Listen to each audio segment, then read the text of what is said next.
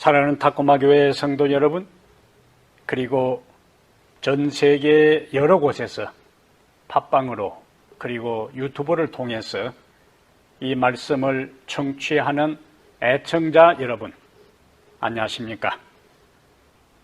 하나님께서 어려운 시대를 살아가는 우리에게 이 안식일의 말씀을 통해서 새로운 힘과 은혜와 능력과 용기를 주시기를 간절히 바랍니다. 오늘 우리가 함께 살펴볼 하나님의 말씀은 스가랴 1장 18절부터 21절까지입니다. 스가랴 1장 18절부터 21절. 내가 눈을 들어 본즉 네 개의 뿔이 보이기로 이에 내게 말하는 천사에게 묻되 이들이 무엇이니까 하니 내게 대답하되 이들은 유다와 이스라엘과 예루살렘을 헛들인 뿔이니라. 그때에 여호와께서 대장장이 4명을 내게 보이시기로 내가 말하되 그들이 무엇하러 왔나이까 하니 대답하여 이르시되 그 뿔들이 유다를 헛들여서 사람들이 능히 머리를 들지 못하게 하니 이 대장장이들이 와서 그것들을 두렵게 하고 이전에 뿔들을 들어 유다 땅을 헛들인 여러 나라의 뿔들을 떨어뜨리려 하느니라 하시더라. 아멘. 21절까지 말씀을 함께 읽었습니다. 오늘은 스가랴 1장 18절부터 21절을 본문으로 해서 네 뿔과 네 대장장이 환상, 네 뿔과 네 대장장이 환상, 이런 제목으로 하나님의 말씀을 증거하겠습니다. 요즘 제가 자주 묵상하는 하나님의 품성은 긍휼입니다. 긍휼. 특히 하박국 3장 2절에 여호와여 주는 주의 일을 이 수년 내에 부흥케 하옵소서, 이 수년 내에 나타내시옵소서, 진노 중에라도 긍휼을 잊지 마옵소서. 이 말씀 중에서 마지막 부분, 진노 중에라도 긍휼을 잊지 마옵소서라는 이 구절을 자주 묵상하는데, 이 말씀을 생각할 때마다, 음미할 때마다 가슴이 울립니다. 긍휼이라 하는 말은 비참한 상태에 있는 자를 불쌍히 여기는 마음입니다. 비참한 상태에 있는 사람을 불쌍히 여기는 마음을 무엇이라 한다고요? 긍휼. 그래서 이사야 49장 15절에 여인이 어찌 그 젖먹는 자식을 잊겠으며 자기 태에서 난 아들을 긍휼히 여기지 않겠느냐. 그들은 혹시 잊을지라도 나는 너를 잊지 아니할 것이라. 우리를 향한 하나님의 긍휼의 마음을 느낄 수 있는 말씀입니다. 선지자들의 사명은 대부분 범죄한 백성들을 향하여 임박한 하나님의 진노의 심판을 예언했습니다. 그런데 선지자들은 하나님의 진노의 심판을 선언하면서 항상 소망을 함께 이야기했어요. 여러분들이 이사야 선자를 읽든지 에레미야 선자를 읽든지 호세야, 에스겔, 그 어떤 선지서들을 읽더라도 하나님의 심판과 진노를 강력하게 선포하면서 항상 후반부에 가면은 소망을 이야기했어요. 그러면 그 소망의 근거가 뭐냐? 바로 진노 중에도 나타난 하나님의 긍휼입니다. 스가랴 1장 2절에는 하나님께서 이스라엘 조상들에게 심히 진노하셨다, 그렇게 말씀하고 있어요. 그러다가 1장 16절 17절에는 그러므로 여호와가 이처럼 말하노라. 내가 불쌍히 여김으로, 여기 불쌍히 여긴다 하는 말과 긍휼이라는 단어가 똑같습니다. 내가 불쌍히 여김으로 예루살렘에 돌아왔은즉 내 집이 그 가운데에 건축되리니 예루살렘 위에 먹줄이 쳐지리라. 만군의 여호와의 말이니라. 그가 다시 외쳐 이르기를 만군의 여호와의 말씀에 나의 성읍들이 넘치도록 다시 풍부할 것이라. 여호와가 다시 시온을 위로하며 다시 예루살렘을 택하리라. 예루살렘이 중건되고 회복되도록 하는 데 있어서 하나님께서 여호와가 이처럼 말하노라. 16절에 내가 불쌍히 여김으로 예루살렘에 돌아왔은즉 이렇게 말씀하고 있잖아요. 예루살렘이 중건되고 회복되고 여호와께서 다시 이스라엘에 소망을 줄 수 있는 근거는 바로 하나님께서 이스라엘을 불쌍히 여기는, 긍휼히 여기는, 자비를 베푸는 그것이 바로 중건되고 회복될 수 있는 근거였다 하는 말씀이죠. 오늘 본문은 어떤 상황에서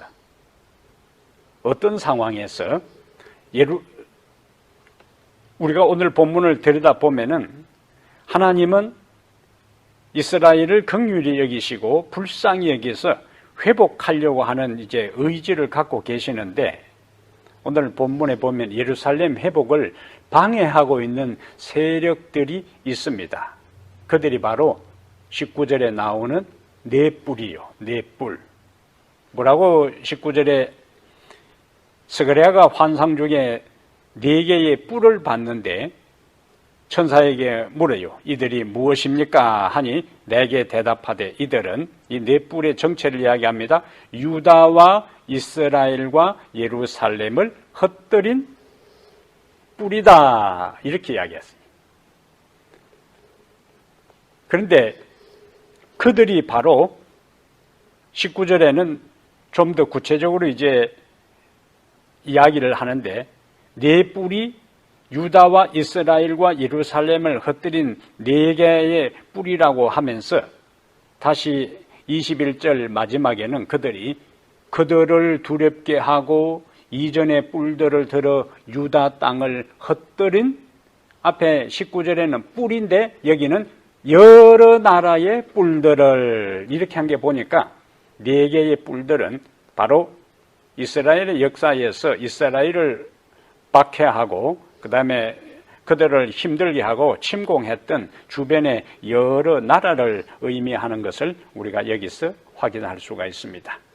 이때에 이런 상황에서 하나님께서는 유다 땅을 흩뜨린 여러 나라의 뿔들을 제거하고 떨어뜨리는 도구로서 누구를 등장시키는가? 4명의 대장장이를 등장시켜요. 그것이 20절과 21절입니다. 그렇다면 오늘 본문에서 말하는 하나님은 어떤 분이신가? 18절부터 21절에서 언급되고 있는 하나님은 어떤 분이신가 하는 것을 오늘 살펴보겠습니다. 첫째로 하나님께서는 세상 역사의 주관자가 되십니다. 하나님께서는 세상 역사의 주관자가 되신다. 여기 18절, 19절에 성경에는 뿔에 대한 언급이 많이 나오는데, 우리가 다니엘서와 요한계시록을 연구할 때 뿔이 많이 나왔죠. 다니엘 7장, 8장에도 뿔이 나오고 계시록 13장, 17장에도 뿔이 많이 등장합니다. 그 외에도 성경 여기저기에 뿔에 대한 언급이 많이 있어요. 시편 92편 10절에 그러나 주께서 내 뿔을 들소의 뿔같이 높이셨으며 내게 신선한 기름으로 부으셨나이다. 여기 내 뿔을 들소의 뿔같이 높이셨다. 이것은 뿔을 높였다 하는 것은 주님이 우리에게 힘을 주시고 능력을 주신다는 말씀이에요. 그래서 성경 전면에 나타나는 뿔을 종합적으로 우리가 보면은 나라와 왕과 권세와 능력에 대한 상징이요. 성경에 언급된 뿔은 나라와 왕과 권세와 능력을 의미합니다. 오늘 본문에서 스가랴 1장 19절에서 선지자가 뿔의 정체를 물었을 때에 우리가 앞에서 본 것처럼 21절에 유다와 이스라엘과 예루살렘을 해친 뿔인데, 그것을 19절에서 이야기한 것은 21절에는 유다 땅을 흩뜨린 여러 나라의 뿔들이라고 설명하고 있어요. 그러니까 뿔은 이스라엘 역사에서 이스라엘을 공격하고 침략하고 파괴시킨 주변의 여러 나라다 하는 이해를 우리가 할 수가 있죠. 그러면 이스라엘 역사에서 이 뿔들은 어떤 나라들인가? 여기 몇 가지 해석이 있습니다. 첫째는 북방 이스라엘을 멸망시킨 아수리아, 유다를 침략한 바벨론, 그 뒤를 이은 스가랴 당시의 메데바샤, 그리고 애굽, 네 나라, 네 뿔입니다. 또 다른 해석은 바벨론, 메데바샤, 그리스, 그리고 예수님 당시 로마까지다. 근데 또 다른 이해는 성경에서 4,4이라는 숫자는 일반적으로 세상을 상징하는 숫자입니다. 온 세상, 동서남북, 사방 그렇게 하잖아요. 동서남북, 사방 하는 것은 우리가 온 세상에 대한 상징이요. 예레미야 49장 36절과 그리고 다니엘 7장 2절, 계시록 7장 1절과 20장 8절을 우리가 보면은 4,4이라는 숫자는 세상에 대한 상징이다 하는 의미를 우리가 발견할 수 있어요. 그러므로 오늘 본문의 네 뿔은 구체적으로 어느 나라 하는 것보다 네 뿔은 각 시대에 하나님의 백성을 적대하고 괴롭히는 모든 나라와 악의 세력이 바로 무엇이라고요? 네 뿔이다 하는 거예요. 이제 특정한 네 나라보다 넷이라는 숫자가 세상을 상징하고 보편적인 이 땅을 의미하니까 각 시대에 하나님의 백성을 적대하고 괴롭히는 모든 나라와 악의 세력을 스가랴가 환상 중에 본 네 뿔이다 하는 의미로 이해할 수 있습니다. 그러면 그 다음에 네 뿔 다음에 뭐가 나오죠? 20절부터는 네 대장장이가 나와요. 네 뿔 다음에 네 대장장이, 옛날 성경에는 공장, 이거는 어떤 물건을 만들어내는 공장이 아니고 기능공 공장입니다. 혹은 또 다른 성경에는 장인으로 번역됐어요. 이것은 장모, 장인이 아니고 여기도 기술자, 장인. 이 다양한 기술공을 의미하는데, 이 다양한 기술공, 목재를 다루는 사람은 목공 기술자가 될 것이고, 돌을 다루는 사람은 석공이 될 것이고, 쇠를 다루는 사람은 철공이 될 거예요. 그 분야의 전문가들입니다. 그러니까 네 뿔의 자료가 어떠하든지 간에, 어떤 세력이든지 간에 그것들을 자르고 새기고 다듬고 제거할 수 있는 그 분야의 최고의 기능공들이 바로 네 대장장이에요. 그럼 이들의 임무가 뭐냐? 그들의 임무가 21절에 내가 말하되 그들이 무엇하러 왔나이까 하니 대답하여 이르시되 그 뿔들이 유다를 흩뜨려서 사람들이 능히 머리를 들지 못하게 하니. 그러니까 이스라엘을 역사적으로 괴롭혔던 모든 주변 나라들이 그렇게 했다는 거예요. 근데 이 대장장이들이 와서 그것들, 네 뿔입니다. 역사적으로 이스라엘을 괴롭혔던 그것들을 두렵게 하고 이전의 뿔들을 들어 유다 땅을 흩뜨린 여러 나라의 뿔들을, 뿔이 권세와 능력을 상징하니까 떨어뜨리려 하느니라. 그들을 공격해서 약화시키고 제거하는 역할들을 할 사명을 가지고 네 대장장이가 등장하는 거예요. 이들은 하나님의 백성을 괴롭히는 뿔들을 제압하기 위해 하나님이 보내신 도구들이에요. 역사적으로 보면 우리는 하나님은 당신의 백성들이 위기와 어려움에 직면할 때 당신의 백성을 구원하실 또 다른 세력을 준비하는 것을 볼 수 있어요.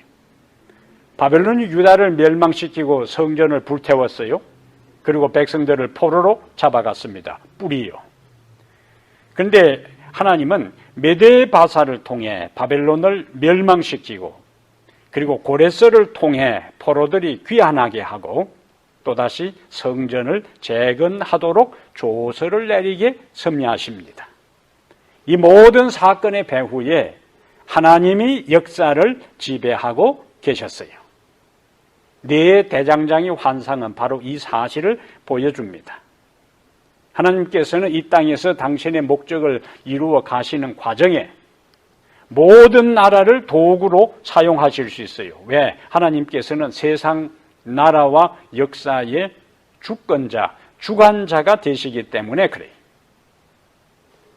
당신의 목적을 위해서 나라를 일으키기도 하고 망하기도 하고 왕들을 세우기도 하고 폐하기도 하고 하나님은 자신이 마음먹은 대로 인류의 당신의 목적을 이루기 위해서 나라도 왕들도 세우고 폐할 수 있는 권세를 가지신 분이십니다. 그것이 성경의 페이지마다 면면이 흘러가요. 우리는 다니엘 1장에서 하나님께서 바벨론 왕이 이스라엘을 침략하도록 허락하신 것을 우리가 볼 수 있어요. 하나님이 허락하지 아니했더라면은 그 일이 일어나지 않는 겁니다. 그 모든 것을 하나님이 주도하시는 거예요. 미국 중부에 건설업체를 운영하는 그리스도인이 있었습니다. 이분이 이제 자기 또 다른 사업을 하기 위해서 관청에 허가를 받기 위해 서류를 준비해서 가서 이 서류를 좀 서둘러 처리하고 허가를 내달라고 부탁을 했어요. 이날따라 공무원은 화를 벌컥 내면서 지금 자기가 처리할 서류가 많이 밀려 2년 정도 소요될 것이라고 퉁명스럽게 대답을 했습니다.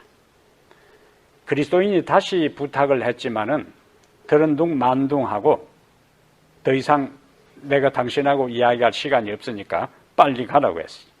그리스도인이 정색을 하면서 그러면 내가 빨리 처리될 수 있도록 나는 하나님을 믿는 사람이기 때문에 기도하겠다고 했어요. 그러니까 공무원이 비웃으면서 마음대로 기도해 보시오. 내가 이 서류를 처리할 수 있는 담당자로 있는 동안 2년 안에는 절대로 처리되는 일이 없을 것입니다. 이 경건한 사업을 하는 그리스도인은 집에 와서 그때부터 아침 저녁으로 열심히 기도를 드립니다. 하나님, 이 사업을 제가 진행을 해야 되는데 허가가 2년 후에 나오게 되면은 내가 사업을 계획대로 진행할 수가 없습니다. 담당 공무원의 마음이 감동을 받아서 빨리 처리하게 해달라고 열심히 기도를 드렸어요. 그런데 한 달 후에 관청에서 공무원한테 연락이 왔습니다. 부랴부랴 가보니까 서류를 처리해서 당신 낸 서류에 허가가 떨어졌으니까 빨리 가져가라고. 그러면서 당신이 돌아간 후부터 밤낮으로 이상하게 당신 생각이 내 머릿속에 가득 차 있었다. 커피를 마실 때나 낮에 일을 해서 잠깐 쉬는 틈에도 끊임없이 당신 얼굴이 떠오르고 당신 서류를 내가 처리를 해줘야 되냐 말아야 되나 온갖 생각 때문에 내가 하루도 제대로 당신 생각 없이 지난 적이 없다. 한 달 동안. 이제 당신 생각하는 것도 지긋지긋하니까 내가 서류를 빨리 처리했으니까 빨리 가져가라고 해요. 하나님께서 일하시는 방법입니다.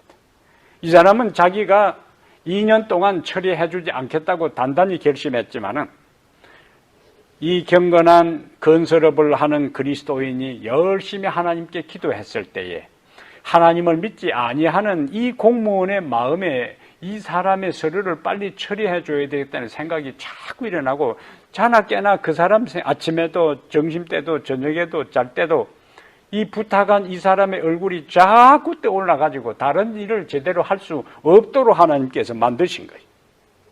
하나님께서 도와주시려고 마음 먹으면은 이런 일이 일어날 수 있습니다. 왜냐하면 하나님은 모든 역사와 세상 역사의 주관자가 되시고 인간의 마음을 움직이고 감동시킬 수 있는 능력을 가지신 분이기 때문에 우리는 그분을 절대적으로 신뢰하고 믿을 수가 있어요. 하나님의 백성들은 역사의 마지막까지 이 땅을 살아가는 날 동안 크고 작은 뿔들에 의해 어려움을 당할 것입니다. 그러나 첫 번째 우리가 생각할 주제는 역사의 주관자, 세상의 주권자는 누구시라고요? 하나님이시기 때문에 그분은 여전히 동일한 능력으로, 동일한 관심과 사랑으로, 긍휼로 역사를 주관하고 우리에게 관심을 갖고 우리를 돌보고 우리를 인도하고 계십니다. 그러므로 하나님의 때가 되면 하나님이 개입하시고 우리에게 필요한 여러 형태의 대장장이들을 보내셔서 우리를 돕게 하실 것입니다. 그리고 사람들의 마음을 움직여 우리를 도우실 겁니다. 그러므로 우리는 이런 확신으로 살아가게 되기를 바랍니다. 하나님께서는 세상 역사와 인간 세상의 주관자가 되시고 주권자가 되신다. 믿으시면 아멘. 두 번째로 오늘 본문은 하나님의 모습을 이렇게 우리에게 말씀하고 있어요. 하나님은 고난을 통해 우리가 하나님께로 돌아서게 하신다. 하나님은 고난을 통해 우리가 하나님께로 돌아서게 하신다. 우리가 던질 질문이 있어요. 왜 하나님께서 그의 백성들을 박해하는 뿔들이 하나님의 백성들에게 세력을 행사하도록 허락하시는가? 하나님께서 왜 그의 백성들을 박해하는 뿔들이, 세상 권세와 나라와 세력들이 하나님의 백성들을 박해하고 어려움을 초래하도록 허락하시는가? 이 질문에 대한 답을 찾으려면 사사기를 읽어보면 됩니다. 사사기를 우리가 읽으면은, 연구하면은 이스라엘이 반복해서 범죄합니다. 이스라엘이 우상숭배해요. 불순종해요. 하나님을 떠납니다. 그러면 어떤 일이 일어납니까? 반드시 하나님께서 주변 나라들을 통해서 이스라엘을 징계합니다. 그러면 이스라엘이 잘못했다고 하나님께 두 손 바짝 들고 싹싹 빌어요. 용서해달라고. 그러면 사사를 일으켜서 이방 나라를 제거합니다. 축출합니다. 회개할 때는 다시 평화가 찾아와요. 이스라엘 역사에서 이스라엘이 반복해서 범죄할 때에 아수리아를 몽둥이로 사용하셨고 유다를 징계하기 위해 바벨론을 사용하셨어요. 하나님은 그러한 고난과 환난을 통해 하나님의 백성들이 자신들의 불순종한 죄를 깨닫고 회개하여 하나님께로 돌아오도록 하셨어요. 하나님은 고난을 통해 우리가 하나님께로 돌아서게 합니다. 그래서 오늘 본문에 나오는 4개의 뿔이 이스라엘 역사 속에서 반복하여 이스라엘을 힘들게 하고 괴롭히고 공격하고 그들을 침공한 그것은 이스라엘이 불순종하고 범죄하고 곁길로 나갔을 때에 이들을 통하여 그들을 징계하고 심판해서 백성들이 죄를 깨닫고 회개하여 하나님께로 돌아오도록 하시기 위한 하나님의 사랑의 역사였다. 그 말씀입니다. 우리 생애에도 우리가 기대하지도 않고 바라지도 않고 생각지도 못한 고난이 닥칠 때가 있어요. 어려움에 직면할 때가 있습니다. 시련에 빠질 때가 있습니다. 그럼 뭐 해야 하는가? 이스라엘 백성들에게 있어서 기근을 만나고 전염병이 창궐하고 그 다음에 이방 민족이 침략했다는 것은 우리가 하나님의 법도를 따라 제대로 살지 못했구나 하는 것을 돌이켜 회개하도록 했던 것처럼 우리의 인생에 생각지도 못한 고난과 시련의 강풍이 몰아친다면 우리의 삶을 점검해 봐야 돼. 우리의 가는 길을 살펴봐야 합니다. 우리의 인생의 우선순위를 성찰해 봐야 해요. 하나님은 이유 없는 고난을 우리에게 일어나도록 허락하지 않습니다. 지금 우리가 경험하는 코로나 사태가 장기화되고 있습니다. 그 결과 우리가 함께 예배를 드리지 못한 지도 벌써 5개월이 넘었어요. 그러면 이 어려운 상황을 하나님께서 허락하신 것이라면 뭔가 우리는 깨달아야 하는 겁니다. 교훈을 발견해야 하는 거예요. 무엇을 우리가 이러한 상황에서 깨달을 수 있을까요? 일상의 소중함입니다. 평소에 예사로 생각했던 것의 가치요. 그리고 홀로서기 신앙의 중요성입니다. 아무도 챙겨주지 않을 때 스스로 하나님 앞에서 자신의 신앙을 유지하는 연습과 훈련을 하는 기간이 바로 지금입니다. 이것은 바로 종말을 대비한 준비요. 왜냐하면 우리가 마지막 시대에 결정적인 역사의 상황이 급박하게 돌아갈 때에 종말 사건이 긴박하게 전개될 때에 아무도 우리를 붙들어주지 않습니다. 그때는 함께 제대로 모여 예배도 드릴 수도 없고 그때는 목사가 제대로 활동할 수도 없고 전적으로 그때는 하나님 앞에 홀로 서야 돼요. 자신의 신앙으로 하나님 앞에 서야 합니다. 야곱이 야복강에서 에서가 그를 죽이기 위해서 온다는 소식을 듣고 가족들을 보내고 난 다음에 그는 하나님 앞에 홀로 섰어요. 그 에서를 만나기 전에 하나님 앞에 전적으로 홀로 서고 하나님과 맞닥뜨려 자신이 굴복하고 깨어지고 회개하는 경험을 가졌기 때문에 그가 에서를 만나는데 두려움이 없었어요. 오늘 우리는 하나님 앞에 홀로 서는 신앙을 철저하게 반복해서 준비해야 합니다. 더 큰 위기와 어려움이 우리에게 닥치고 정신을 차릴 수 없을 정도로 주변의 국제정세와 사회적 상황이 전개된다 할지라도 그 큰 나를 위하여 지금의 상황에서 준비하는 연습을 해야 된다는 거예요. 여러분의 신앙은 지금 어떤 상태에 있습니까? 5개월 동안에 여러분의 신앙을 한번 조용한 시간에 점검해 보시기를 바랍니다. 이전에 함께 교회에 와서 예배를 드릴 때 하고 지금 함께 공적 예배를 드리지 못하고 가정에서 예배를 드리는 나의 모습, 신앙의 상태가 이전보다 더 성장했는지, 현상 유지하고 있는지, 흔들리고 있는지, 아니면 뿌리부터 무너져 내리고 있는지 우리는 진지하게 성찰해 보아야 하는 겁니다. 왜? 하나님께서 지금과 같은 상황을 허락하신 것은 뭔가 이유가 있을 것이기 때문에 이러한 고난의 때에 철저하게 우리 자신을 성찰하고 홀로 서는 준비를 갖추게 되기를 바랍니다.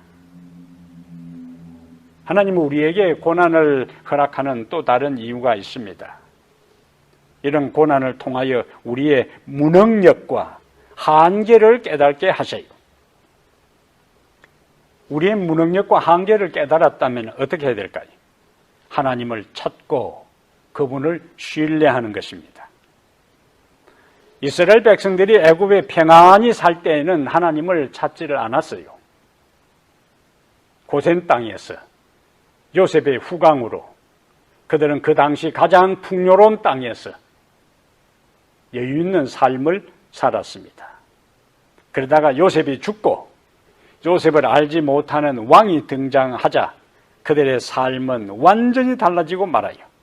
그들의 삶은 피폐해지고 자유를 상실하고 날마다 노역에 종사하고 건축일에 종사하고 벽돌을 만들어야 하는 이러한 거기다가 남자아이가 태어나면 죽이든지 나일강에 버려야 하는 참으로 말할 수 없는 공공에 처하게 됩니다. 이때에 이스라엘 백성들은 비로소 고난에 직면할 때, 위기에 빠졌을 때에 그들 스스로 그 상황에서 벗어날 길이 없다고 생각될 때 하나님께 울부짖기 시작합니다. 성경은 출애굽기 전반부에서 그들이 하나님께 울부짖었고 그 울부짖는 소리가 여호와께 상달되었다고 기록하고 있어요. 그동안에 그들이 편안하게 살 때는 기도한 기록이 없어요. 그러다가 그들의 삶이 최악의 상황으로 치닫게 될 때에 하나님께 기도하기 시작하고, 그리고 애굽에서 그냥 영원히 자자손손 행복하고 편안하게 살 것으로 생각했는데, 우리가 이곳에 살 곳이 아니구나. 조상들에게 약속하신 가나안을 비로소 생각하고 그 가나안을 사모하기 시작합니다. 고난은 우리에게 하나님께로 나가고 더 큰 성공의 길로 가는 도약의 발판이 될 수가 있습니다. 어떤 사람에게는 고난이, 시련이, 장애물이 그들의 앞을 가로막는 그때에 주저앉아 버리고 자포자기하고 좌절하지만은, 어떤 사람은 그 장애물을 도약의 발판으로 삼아 도약하는 성공의 길로 가는 발판으로, 기초로 삼는 사람들이 있습니다.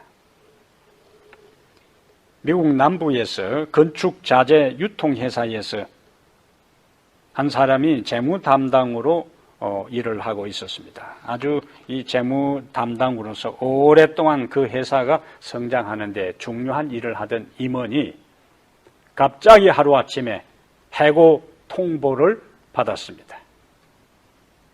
얼마나 실망했을까요? 자기 온 시간과 정성을 다해서 그 회사를 위해 충성했는데 하루아침에 해고 통보를 받았어요. 다른 회사와 합병하는 관계로 인원 조정의 대상이 된 것입니다.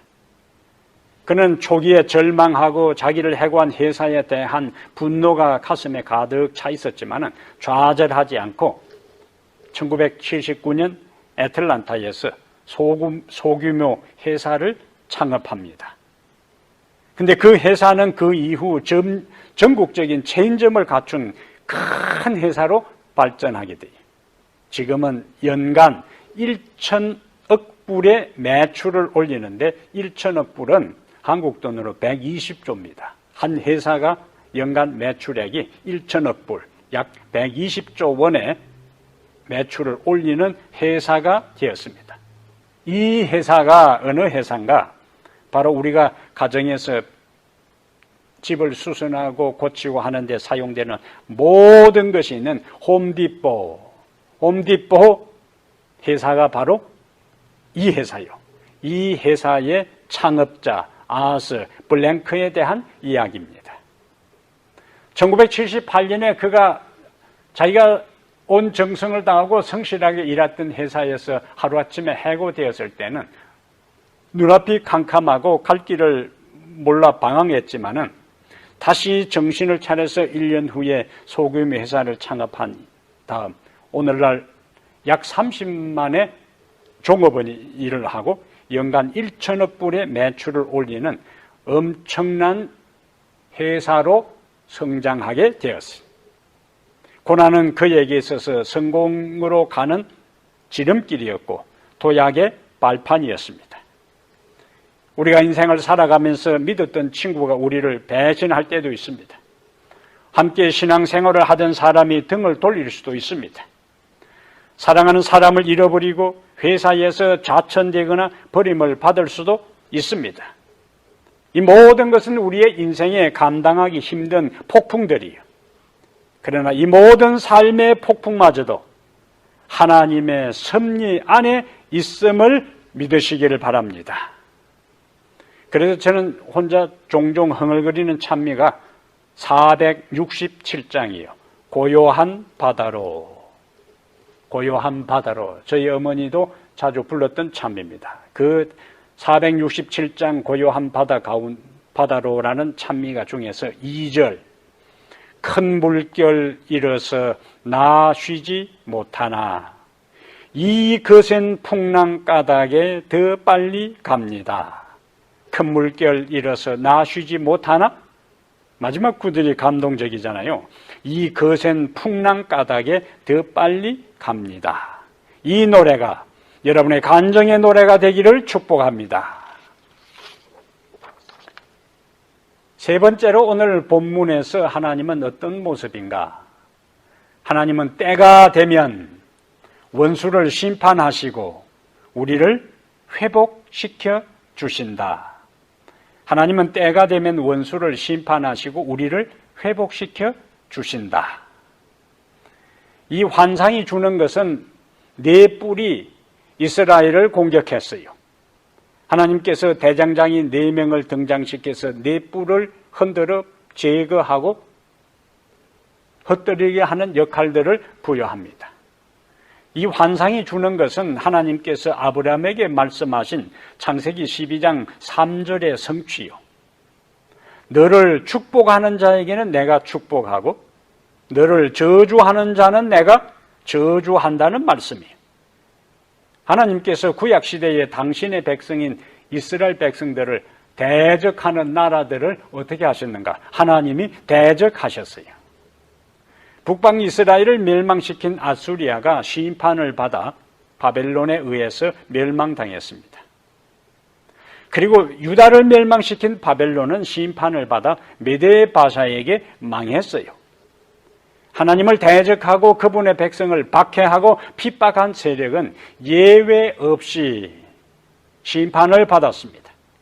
때가 되면 그분은 악인들을 징계하시고 심판하실 것입니다. 오늘 본문 21절을 보면은 4명의 대장장이를 통하여 유다와 이스라엘과 예루살렘을 흩뜨린 여러 나라의 뿔들을 다시 제거하고 흩뜨리겠다고 하나님께서 말씀하셨어요. 하나님의 백성을 대적하면 하나님께서 직접 보복하십니다. 하나님께서는 당신의 백성을 눈동자처럼 보호하시고 사랑하십니다. 이스라엘은 하나님의 눈동자로서 이스라엘을 대적하는 것은 하나님을 대적하는 것이요. 하나님의 눈동자를 범하는 것이라고 했어요. 스가랴 2장 8절에 만군의 여호와께서 이같이 말씀하시되 영광을 위하여 너희를 노력한 여러 나라로 보내셨나니 너희를 범하는 자는 그의 눈동자를 범하는 것이라. 하나님의 백성들을 공격하고 핍박하고 괴롭히는 것은 하나님의 눈동자를 범하는 것이라고요. 신명기 32장 10절에도 모세는 우리에게 이렇게 이야기합니다. 신명기 32장 10절에 여호와께서 그를 이스라엘 백성들입니다. 황무지에서 짐승이 부르짖는 광야에서 만나시고 호위하시며 보호하시며 자기의 눈동자같이 지키셨도다. 아멘. 이제 얼마나 강조합니까? 신명기 32장 10절에 여호와께서 그를 황무지에서 짐승이 부르짖는 광야에서 황무지 광야입니다. 짐승이 부르짖는 광야요. 맹수들이 득실거리고 공격의 위험 있는 그 광야에서 하나님께서 당신의 백성을 만나시고 그 다음에 뭐 하신다고요?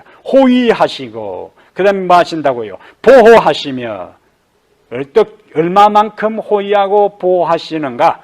자기의 눈동자같이 지키셨도다. 누가 하나님의 눈동자를 범할 수 있겠어요?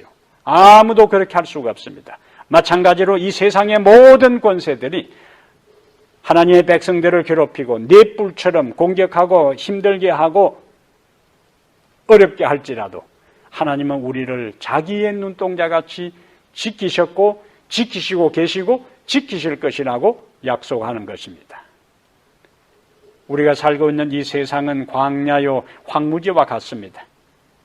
인류 역사가 시작된 이래 한 번도 끊이지 않고 있는 전쟁과 질병, 그리고 사랑하는 사람의 아픔과 죽음, 인생을 살아가면서 경험하는 여러 가지 실패들, 우리의 주변에서 발생하는 크고 작은 일들까지 합쳐서 이 세상의 모든 것들은 우리의 삶을 한순간도 편안하게 놓아두지 않습니다. 우리를 염려하게 하고 우리를 근심하게 하고 우리를 피곤하게 하고 우리를 괴롭힙니다.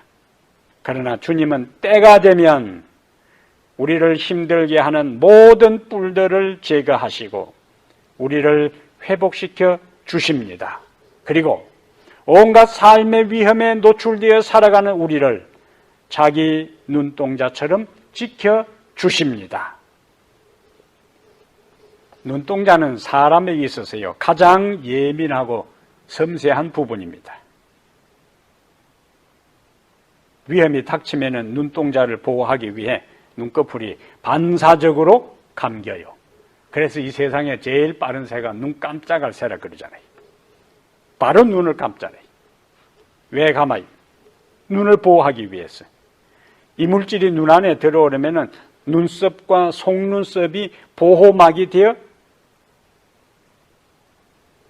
보호해주고, 작은 먼지라도 들어가면 바로 눈물이 나와서, 그리고 코로 연결된 하수구를 통해 코로 배출합니다.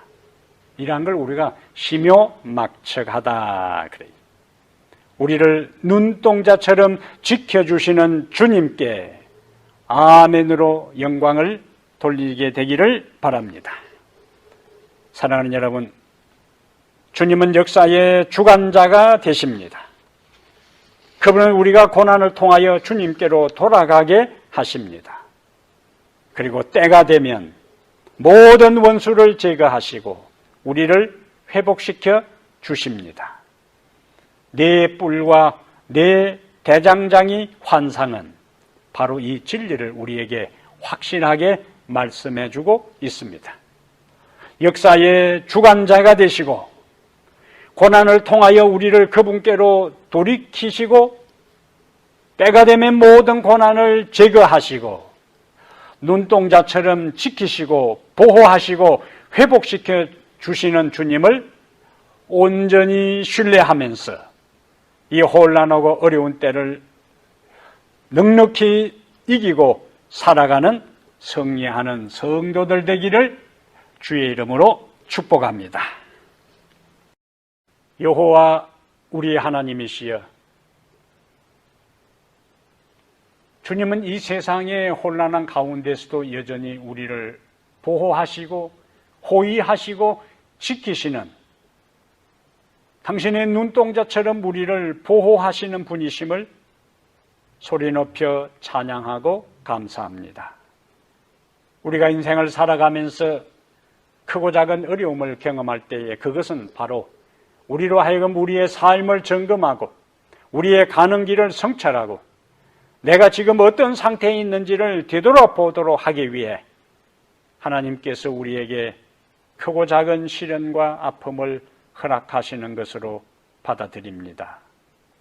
오늘 우리 개인과 우리 국가와 가정과 전 세계적으로 경험하는 이 아픔의 때에, 이 공고한 때에, 이 힘든 시절에 하나님 우리의 신앙이 흔들리지 않게 하시고 더 주님의 말씀 위에 반석 되시는 예수 그리스도 위에 단단히 뿌리를 내려 더 큰 위기와 어려움이 온다 할지라도 당당히 주님 앞에 설 수 있는 홀로 서는 신앙을 연습하고 준비하고 단련하는 기회가 되게 하여 주시옵소서.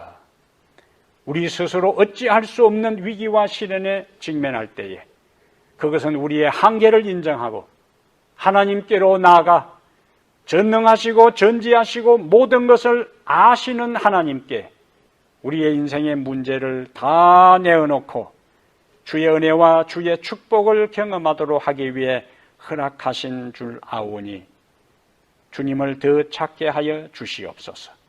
이 고난의 때에 이 세상에 영원히 우리가 살 것처럼 착각하지 않게 하시고 눈물이 없고 질병이 없고 고통이 없고 전쟁이 없고 지진이 없고 홍수가 없고 화재가 없는 영화로운 하늘을 사모하는 마음을 우리에게 더 허락하여 주시옵소서. 머지않아 주님이 이 세상에 오실 때 주님 앞에 설 수 있도록 준비하는 삶을 매일매일 살아가게 하옵소서. 네 뿔과 네 환상의